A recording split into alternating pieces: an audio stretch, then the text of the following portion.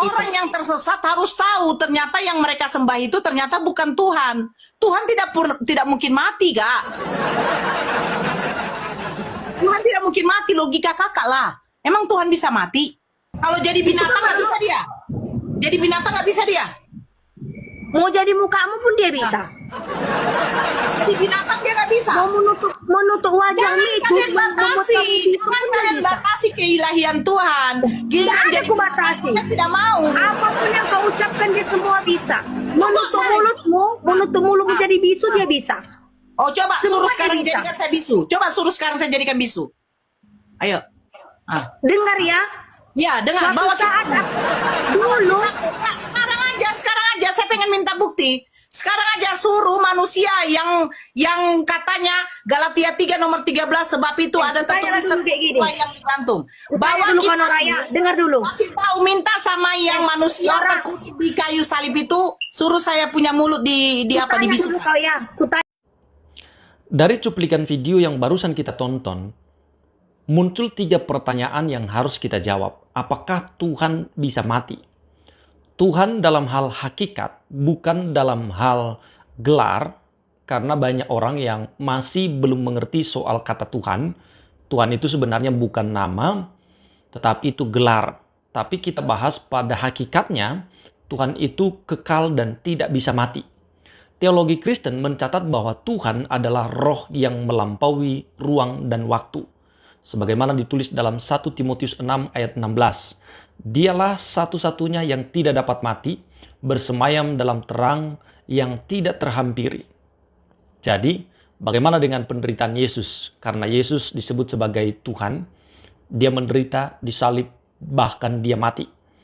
Di sini ada yang namanya doktrin inkarnasi dalam ajaran kekristenan. Umat Kristen percaya bahwa Tuhan menjadi manusia dalam diri Yesus Kristus yang memiliki 2 sifat sekaligus. Tuhan dalam hal ini yaitu Tuhan dalam hal hakikat, bukan Tuhan pada gelarnya. Jadi 100% Tuhan dan 100% manusia. Saat peristiwa salib terjadi, yang mengalami kematian secara fisik adalah tubuh kemanusiaan Yesus, bukan hakikat keilahiannya. Keilahiannya tidak pernah mati. Kematian itu pun bukan sebuah kekalahan, melainkan misi kerelaan untuk menebus dosa manusia, seperti kata Yesus di dalam Yohanes 10 ayat 18, "Tidak seorang pun mengambilnya daripadaku, melainkan aku memberikannya sendiri." Jadi dia memberikan dengan sukarela. Nah, jadi apakah Tuhan bisa mati? Tuhan dalam hakikatnya tidak bisa mati. Lalu di mana Tuhan pada saat tubuh kemanusiaan Yesus telah mati? Ya, Tuhan tetap ada di dalam keberadaannya, dalam keilahiannya. Tubuh Yesus sebagai manusia, dia mati, tapi keilahiannya tetap hidup. Yang kedua, dari cuplikan video tadi, kita juga menemukan di sana ada perdebatan apakah Tuhan bisa jadi apa saja. Tuhan memang maha kuasa, tapi kemahakuasaannya selalu berjalan selaras dengan karakter dan sifat-sifatnya yang suci. Tuhan tidak akan menjadi sesuatu yang bertentangan dengan kebenarannya sendiri. Misalnya menjadi kejahatan atau sesuatu yang berdosa.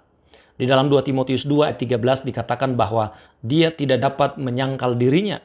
Jadi ketika Tuhan memilih menjadi manusia dalam Yesus, itu bukan tindakan asal-asalan, melainkan wujud rendah hati dan kasihnya untuk menjangkau manusia. Nah, kemudian dari apa yang tadi kita lihat dalam cuplikan video itu, kenapa Tuhan tidak menghukum atau membisukan seorang perempuan yang tadi itu minta dibisukan? Ya, kenapa tidak membisukan orang yang menghina dia pada saat itu juga? Nah, mungkin Anda berpikir, atau ada orang yang berpikir, kalau Tuhan itu ada, buktikan dong, bikin mulut saya bisu sekarang juga. Mengapa Tuhan tidak langsung menanggapi tantangan seperti itu dengan mukjizatnya yang instan langsung begitu? Nah, kita akan menguraikan hal ini. Pertama-tama bahwa Tuhan tidak bisa diuji atau diatur oleh manusia. Yesus sendiri menegaskan dalam Matius 4 ayat 7, "Janganlah engkau mencobai Tuhan Allahmu." Tuhan tidak bertindak hanya demi membuktikan dirinya atas kesombongan atau adu argumen manusia. Kemudian, karena Tuhan itu maha sabar, kalau Tuhan langsung menghukum setiap orang yang berbuat dosa atau menghinanya saat itu juga, Tidak ada satupun yang lolos dari persoalan ini. Tidak ada yang selamat karena kita pernah berbuat dosa dan pada saat itu juga kalau Tuhan tidak sabar, kita mati.